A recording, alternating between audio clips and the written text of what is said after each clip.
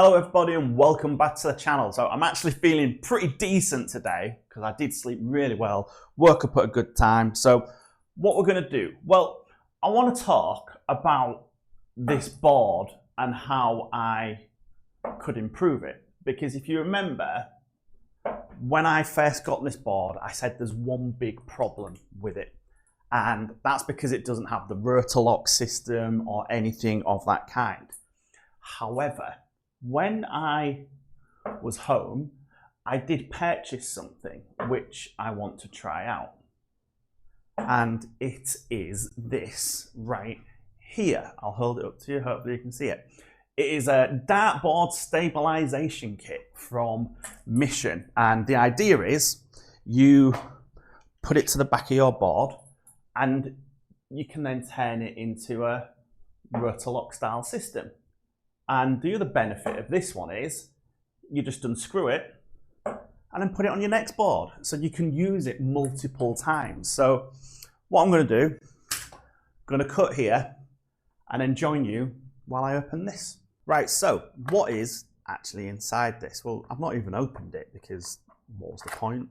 So everything inside it is still sealed, and straight off the bat, it just looks very simple. It is, and I will be installing this shortly. It's just basically 3 of these. So I'm guessing, well, yeah, that would make sense, wouldn't it? That the back plate is, let me unscrew it. See, this is why I should have opened it earlier. Tell you what, these threads are really long. Wow, come on. I'm surprised no one's 3D printing these yet. So I'm guessing this bit here, okay, that will sit outside the board. This will be the inside of the board, and then the screws go in from this way.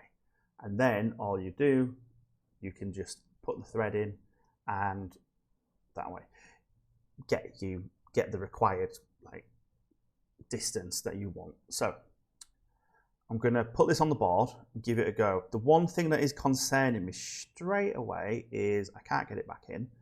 Like I will, but it does seem quite chunky. So I'm going to put that on the board, take it off the wall, and I'll take a few pictures and drop them in here. So bear with me. So I've installed it on the dartboard. Probably took me 10 minutes to do it. There'll be a couple of pictures overlaid.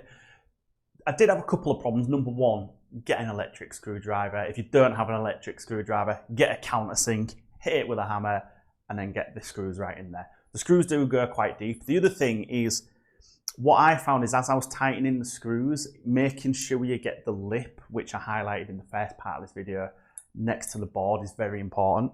The one thing I did like was the actual thread bit, like the rotor part of it, really big and chunky. I've not thrown at it yet, so let's just see how it goes. But for 10 minutes, not even 10 minutes if you've got a electric drill or electric screwdriver, pretty decent.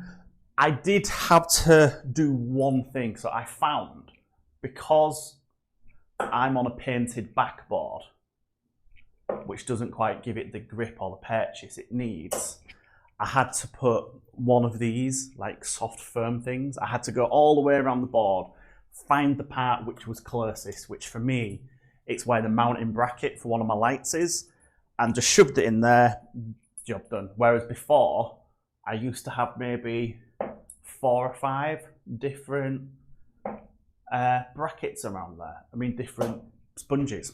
So that kit cost me £5 off eBay. When I bought it, I was a little bit worried that it'd get damaged, but it sits behind the surround. The surround is completely flush to the board on mine. So if it gets hit, it probably won't take any damage. One of the threads as well, I did try tightening it, like getting more pressure with a screwdriver. Wouldn't recommend that because you're just going to break the plastic at the end of it, because it is only made out of plastic. I wouldn't be surprised if people are, or if people think about 3D printing their own system of that, because okay, they might not be able to do it for a £5, but I mean, for what it is, And for the weakness that this board has, and I really do think that addresses one of the biggest weaknesses of this board, was that system. That's gone. That is a £5 fix. That is a bargain. The other thing I don't like about this is the numbering, but there's a lot more things out there to fix that. I've got them press-on 3D printed numbers, which I might put on at some point. But you can also buy lots of different numberings, can't you? But yeah, that system here, the Dartboard Stabilisation Kit, I think for £5, that's a bargain. You'll also notice in some of the pictures, you can see where I've tried to put in some of my own old Rotolock systems. I got the Target one, pulled it out the board because I turned that into a table. I thought I'll try and install it on here. Didn't quite work, but this one, for the sake of 2 screws for each thread or for each part of the system, it works really, really well. I'm very happy with it. And the other thing is, you can take it off and put it on another board. No problem.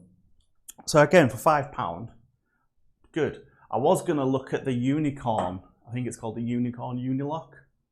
I didn't buy that. That's £10. I think it was £10 or £12. That does come with the new Unicorn. Is it the Ultra 2? It does come with that, but you have to install it yourself. Again, that one, you can remove it and put it on any board you want.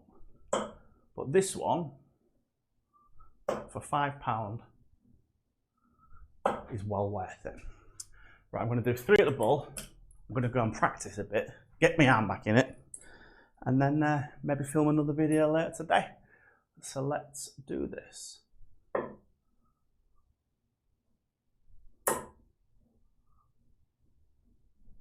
Ooh. Right, well, end there for today. That's been me giving you a bit of a review of the Mission Stabilisation Kit. Really, really good value in my opinion. We'll end there for today. And as always, remember to throw first.